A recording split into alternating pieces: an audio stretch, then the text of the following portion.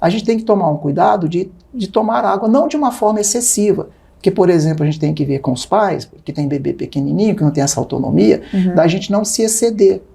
Porque senão aqueles problemas decorrentes de refluxo gasto esofágico, eles começam a aparecer, porque às vezes a criança acabou de mamar, ou de receber lá a papinha, ou a alimentação dela, e você está dando água, né, pensando nisso, e ela começa a ter doença de refluxo gasto esofágico, quer dizer, a gente coloca um problema adicional a um problema respiratório que ela já tem com facilidade, pelos vírus que estão circulando, pela exposição na creche, a gente acrescenta ainda agora o refluxo. Então, tudo é ponderação, né?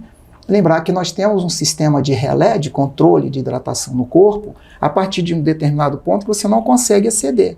Então, se eu tomar 4 litros de água, se eu não tivesse uma forma de eliminá-lo, eu corro o risco de fazer, por exemplo, se não tivesse, obviamente tem, né, aumentar muito o volume sanguíneo, você vai ter pressão arterial aumentada, uma série de coisas, então ficaria inchado. Tudo em excesso então, faz mal. Exatamente, saber que também o excesso não precisa, por quê?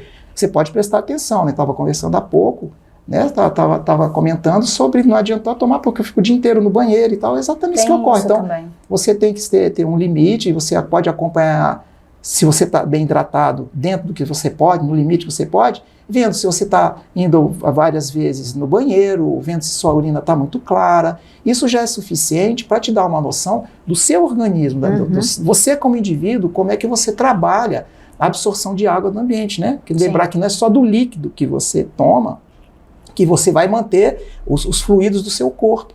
A gente, mesmo os alimentos sólidos, você tem na produção de energia, lembra aquela história do ATP, produção de CO2 e água? Eu lembro. Então, essas coisinhas aí. Então, a gente sabe que os próprios alimentos sólidos também têm um componente de água. Então, não precisa ficar com essa preocupação. Será que eu tenho que manter meu volume sanguíneo, tomando a quantidade? O medidor ali é a coloração da urina, com tranquilidade. Assim. Obviamente, ter essa ideia de que tem que aumentar, mas mantendo sempre o equilíbrio para evitar um certo exagero desnecessário, né? E principalmente quando a gente cuida dos filhotinhos, que ele não tem autonomia, mas chega, ele não tem como fazer isso. Então, a gente ser um pouquinho cuidadoso, para não exceder essa oferta de líquido, para não fluidificar muito, né?